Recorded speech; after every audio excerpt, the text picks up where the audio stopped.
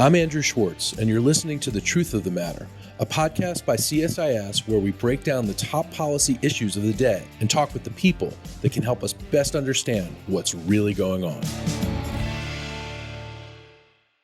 To get to the truth of the matter about media attitudes and how Gen Z and other age groups are using news, we have with us Kevin Tran, who's the media and entertainment analyst at the global decision intelligence company Morning Consult, where we see polls all the time from and are extremely useful. Kevin, you have a new study called Major News Brands Need to Fight Harder for Gen Z.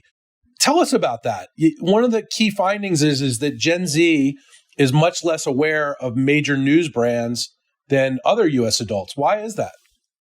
Yeah.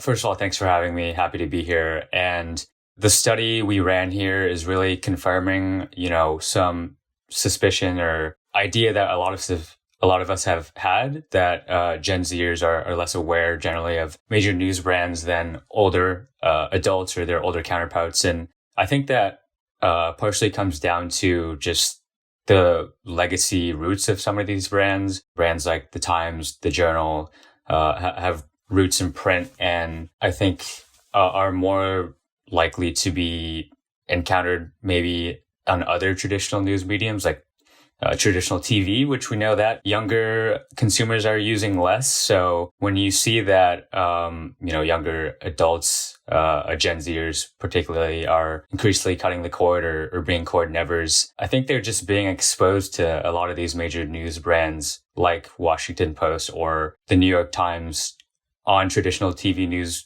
networks less. So I think there's a gap in brand awareness there. On top of that, we know that younger news consumers and younger consumers in general are using social media more, digital media more. And when you're on a platform like YouTube, I think it's easier for an independent news company that's not one of the companies we polled about to go viral or have their name get out there. So I think it's a reflection of that too. It's just there's younger consumers that are just turning to alternative sources for news. Are the younger viewers and readers that you've surveyed, are they more interested in individual influencers and, reporters' bios than the actual brand itself of the company that they might work for? Yeah, I think that's part of it. That wasn't in the specific study that we ran, but I've seen data elsewhere before showing that, younger consumers are interested in going to platforms like TikTok, and we'll see that they follow, certain individuals for news rather than a major news organization. And I think that has to do with just the way that a news story can travel on social media nowadays, where, for instance, Politico or another major news company might have a scoop, and it's just, their story is reported on by other news companies or just individuals. And by the time it makes its way to a Gen Zer, they might just hear it coming from their friend who's not citing a source. I think that's a downside for the company that got the scoop in the first place, because they're maybe not getting the recognition when it gets to that Gen Zer in the last place. So I think that's part of it as well. So your respondents who said they had never heard of the following news outlets was kind of shocking. So 43% of Gen Z adults in your survey said they had never heard of the Associated Press. 28% said they had never heard of MSNBC. 37% said they haven't heard of Bloomberg. 32% said they hadn't heard of the New Yorker. Was this surprising to you? Yeah, definitely, especially for the brands that you just mentioned.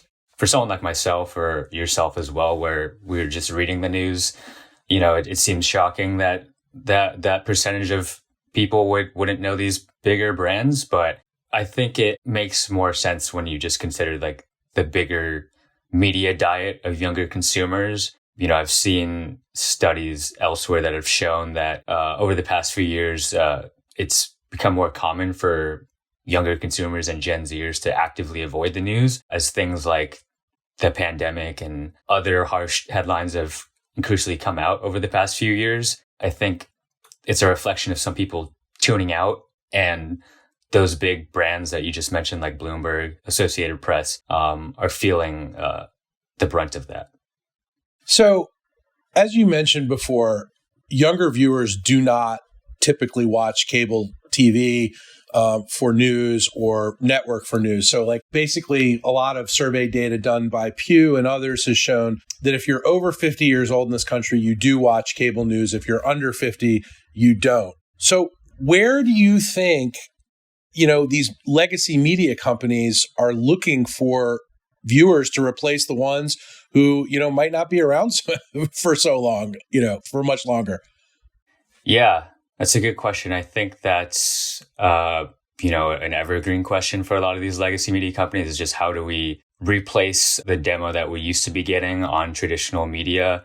I think some of them are starting to tap into the social channels in a more compelling way, but there's still room for growth there, like I get into in my my last memo about news brand awareness. Like, at least when I checked and wrote the article, the New York Times proper didn't have a TikTok account, which, seems really surprising for a brand like the Times. There are other brands that we checked on that didn't have a TikTok account, which is becoming the social media platform already is for a lot of younger consumers. So it's just kind of like accepting that certain trends are here to stay rather than something that will come and go, which I think can be difficult because we've seen a lot of social companies intentionally or unintentionally. It's hard to tell when a company is here to stay. So for instance, Clubhouse was super hot when the pandemic first started. Social audio still going on some platforms like Twitter with Twitter Spaces. But, we saw some publishers invest into standing up shows, regular shows on Clubhouse to reach a younger audience, which Clubhouse was helping to do. Now the data shows that platform isn't where it was at the beginning of the pandemic. So I think when you have certain legacy media companies invest in platforms like that, and they don't see the return that they're hoping to get, it makes them potentially a bit more hesitant to jump into newer digital platforms to reach younger consumers where they know they're at, but, they're just not sure if they'll get the return they want. Yeah, it's interesting. I remember meeting with former Post executive editor Marty Barron at the time that the Post decided to get a TikTok account. And I remember him telling me that, we don't really know what we're doing in this space, but we know it's going to be important. And that was years ago. Mm-hmm. Yeah, that's impressive. And I think that was a good move on their part, especially saying how TikTok has panned out since then in terms of usage. But I think that's a good way to look at it. Maybe not necessarily this platform will help drive this many page views to this article that we're pushing out, but more think about how these platforms will help with just building the brand overall and brand awareness overall. Let's talk about YouTube for a minute. Your analysis points that YouTube is really the place where not just Gen Z, but a lot of people are using as a destination for news and information. Tell me about that a little bit. Yeah, so that graphic in my piece was referring specifically to YouTube as a podcast listening platform. So we asked consumers across different demos, what is your preferred platform for listening to podcasts? And by and large, that was YouTube, save for Gen Z, where Spotify was slightly more of a preferred podcast listening platform. But I think this is a bit surprising because at least from the survey data I've seen previously, typically you see Apple Podcasts, Spotify towards the top, which makes sense for Spotify. They've invested hundreds of millions of dollars over the past few years to push their podcast initiative. But with YouTube, it kind of seems like more of the sleeping giant that people are waking up to now in terms of this is a legit podcast platform, which makes sense because with the video element that comes with it, it makes the podcast experience a lot more compelling. And I think that as I go into in my article, it's just important for publishers to recognize this because as these younger consumers go to YouTube for podcasts, I think they can capitalize that with investing more into it, especially from the video podcast angle. Yeah, some people might think it's counterintuitive because YouTube, they think of as a visual medium. Of course, there are visual podcasts now, but the majority of podcasts that are on YouTube are audio only. And, as you show in your survey and your analysis, overwhelmingly among all U.S. adults, this is as big as Spotify, if not bigger, as big as Apple, if not bigger. So what does that tell you about that platform? Yeah, I think it just speaks to, first, broadly, the reach of YouTube. So it's just becoming everything for a lot of people. It's not just video, audio as well. But I think it also just speaks to the potential for growing a brand. We've seen certain huge influencers that got into the podcast boom, when I would consider that like a big wave of that starting like late 2018. Like Logan Paul, his podcast is massive now. And I think it's a good indication for publishers to recognize that YouTube isn't just video. And I think something that YouTube is trying to crack, and probably will get closer to, is also just positioning itself and pitching itself as a podcast platform, because I pay for YouTube Premium so I can watch videos with the screen locked and the sound will keep playing.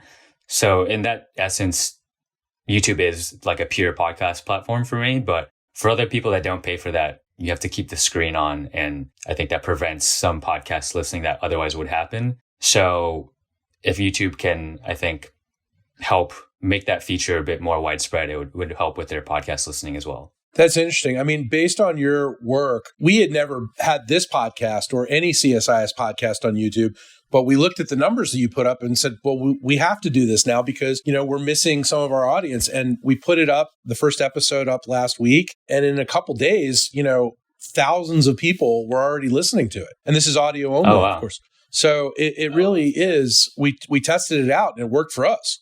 Oh, wow. Yeah, that's great to hear. Happy to hear that. I think, it just speaks to the growing demand for podcast content as well. I feel like when the podcast boom first started a few years ago, there was a lot of excitement around that. I think maybe some people have cooled on that were first initially in on it, because maybe they're not finding some podcasts that interest them. But I think moves that companies, organizations like that you're making, just helping good content be more discoverable out there, could help people just get back into podcasting.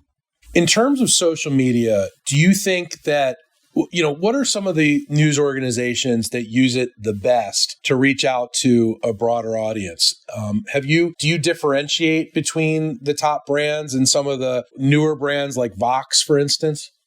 Yeah, I think Vox is a good example of just, being digital first. So, something I associate with Vox is like their Explain series. So they have those videos on YouTube, and that was turned into a Netflix show, I believe, years ago. And I think moves like that, where you're just putting your brand out on digital, it just helps your name be known among that digital younger set of consumers that you're trying to be known among rather. So I think that's been a good move for them. Another thing with Vox is they were also, I think, early in the podcast push, not necessarily in the video sense. I think that came a bit later, but there's a report in late 2019 that showed that Vox was publishing, I think it was around 200 podcasts at that point. So they were early into pushing that. And, when you're just having your roots earlier among that crowd, it just helps you build that brand awareness when other publishers might do the same and take those listeners from you. Let's talk about a platform called Now This, which I think most of our listeners probably don't know about. Now This has managed to grow a large following on social media and has become one of the leading media companies for Gen Z adults. What have they done that has worked out so well? Yeah, I think similar to Vox, they were just good at being early on certain digital trends. So, for example, Now This is like one of the brands I associate most with just the vertical news video on social, which is kind of like was the bread and butter, at least, earlier on in the social wave. Now the social landscape is a bit more complex in terms of what works on social media platforms. But yeah, they were early on getting news out that was digestible in video. In 2014, they were making news videos for Vine and Instagram, which I don't believe everyone else was as aggressive on as them at that point. I believe they're also one of the first news companies to be publishing stories on Snapchat, back when Snapchat stories was just Snapchat stories and stories wasn't on Instagram and all these other platforms that it's on now. So they were just early on that in being innovative, and that helped them build their brand among younger consumers. And I think when that happens, it just helps with those young people spreading their name to other young people. Kevin, there's this notion that the younger you are as a young adult consumer of news, the more drawn you are to short form news. Is that the case, or is that the trend that we're all moving in? I mean, write shorter articles, record shorter podcasts, more, synopsises that go right to the heart of the matter. Is this just a function of the time we're in and the frenetic pace of American life these days? Yeah, that's a good question. And I think that's a good point as well. More broadly, sometimes we tend to categorize a behavior with a generation just because it can be helpful with maybe a strategy or advertising strategy. But I think that's part of it, is that in general, as a society, there's just much more content than there's ever been for free. So if something is going to get somebody's attention that's really long, it's going to have to be really compelling. And it's not just these younger users who might trend towards the bite-sized content. And on the flip side of that, I think this is just getting at that there's no rule of thumb for successful content. So just because, maybe there might be a trend towards shorter form content in certain mediums, that's not always going to work. Look at Quibi. Their whole thing was short form video, and they're out for less than a year. So if that was truly a rule of thumb, then that platform might have panned out differently. But yeah, I think that's a good way to look at it. It's just there's not something that works in all cases. So what are legacy media companies like the New York Times and the Washington Post, Wall Street Journal doing now? They're constantly in a search to get younger. What do you think some of the things that they're going to try to do to shore up their brands with this up and coming generation will be? I think bundling will be part of it. So, I mean, we've seen the Times, they bought The Athletic recently, in a bid to expand their audience to the sports community is in a bigger way, and making just paid news more accessible to younger audiences, which at that point in their life might not have as much disposable income as their older counterparts that can pay for news subscriptions, which can be expensive from certain companies. I think another trend we'll see is just gaming as well. So New York Times got Wordle, and we've heard them talk about how gaming has, helped with subscriptions. And I think that will just continue as well. I think that just hits on a bigger trend of one form of media leaning on another form to accelerate growth when it's stagnating, to bring it to like video streaming. Like Netflix has gone into gaming recently, and their subscription growth has not been great for this first half of 2022. So just bundling in other elements of media to augment the core subscription offering when you can, I think is a trend we'll continue to see. And what are some of the most accessible platforms for young people to get smart news? Because after all, one of the things we're talking about here is paid subscriptions versus free news. And there's very few organizations that can actually charge a subscription and get enough subscribers to make it work. In fact, you even see some of the major news organizations like the LA Times that once had 3,000 journalists working for it, now probably closer to 500. What does an organization like that do? Yeah, just going back to perhaps, I think the price point and maybe just cross media bundling to bring it a step further than what I was talking about earlier, not just bundling with other news publishers, but perhaps like video streaming services, just to make a complete cross media bundle where you're signing up for one thing to get, news, gaming, video, and music, similar to like what Apple has with their Apple One bundle. Just making the price point a bit more affordable, I think will be helpful. And in terms of young, journalists that are out there who are up and coming, is the most important thing for a young journalist, aside from, of course, being a good reporter and reporting the news well, isn't it about developing their own personal brand in this disaggregated network of... Yeah, definitely. That's a really interesting trend too that I think we've seen playing out since the pandemic started, with like how much is the traditional news publisher actually needed when we saw Substack hand out those massive checks. I think more recently we've seen like a vindication of the legacy publishers in a way, where some bigger name writers who publicly went to Substack went back to work for traditional media companies. So I think building the personal brand is definitely becoming more important because with the influencer economy in general becoming more lucrative and viable, you can make a living on those platforms in a way that wasn't possible decades ago. But with what I was saying earlier, with some writers going back to traditional media companies after being lured by certain tech platforms, I think that just says that there's just a very small handful that can at least command like a massive amount of money from going it alone. Kevin Tran, fascinating stuff. Really appreciate your time today. Thank you. If you enjoyed this podcast, check out our larger suite of CSIS podcasts. From Into Africa, The Asia Chessboard, China Power, AIDS 2020, The Trade Guys, Smart Women, Smart Power, and more.